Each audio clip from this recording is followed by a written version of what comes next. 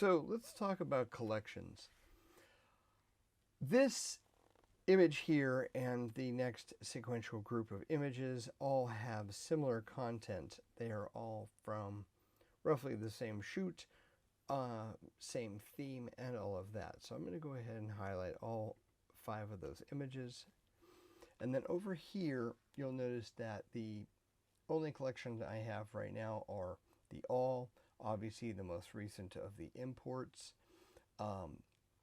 And then down here, I've got user collections. For example, I've got wildfire shots, and I've got black and white and lens corrections. So I'm going to create a new one here, and we're just going to call this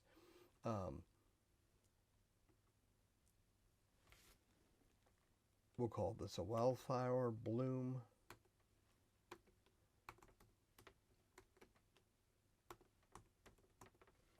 And I'm going to go ahead and add the selected images after I after I do this.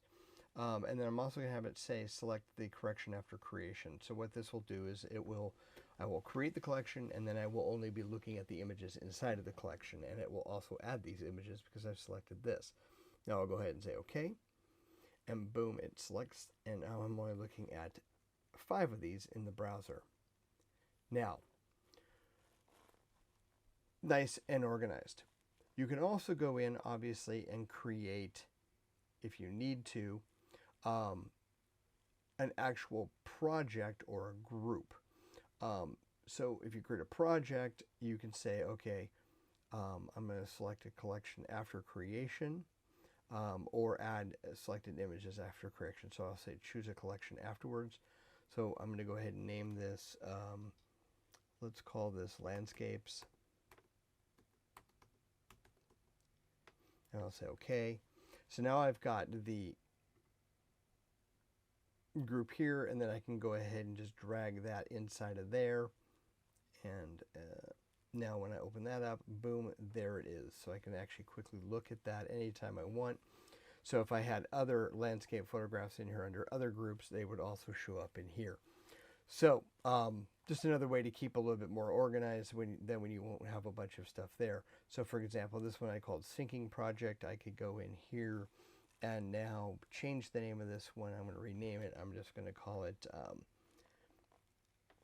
Demo Images. Of course, that's the name of the catalog anyways.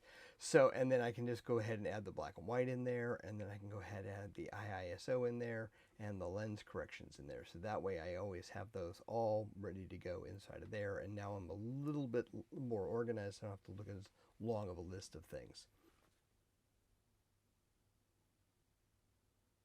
So now we've already got these in.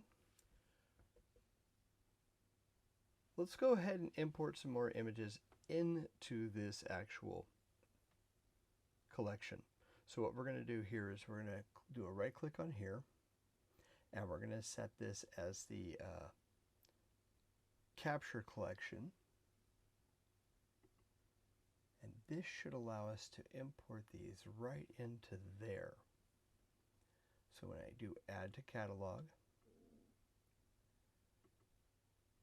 and go to the capture collection,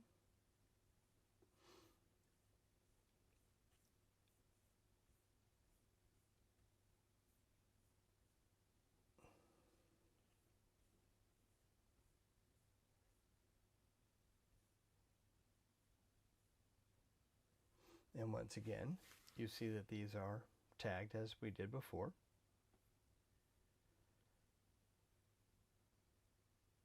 Well, you didn't know I did that before. I previously did that. So now I'll go ahead and click to import these in. And within a quick minute, they are imported in to that actual collection. Now, another way to make a collection to speed up the process would be to grab some images that are maybe from the same range of shoot again. So I will grab these images here. They're all from roughly the same dates. I'll click here, all the way through this batch here. So with all these images selected, I can now do a right click in here, or I can do a right click over here and say create an album from the selection of images, It pops up, and what do I want to call these?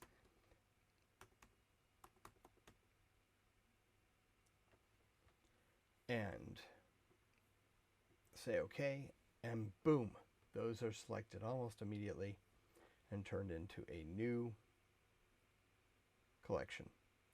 Once again, I'll put this inside of landscapes, and there we go. The importance of collections, just to keep yourself organized, really.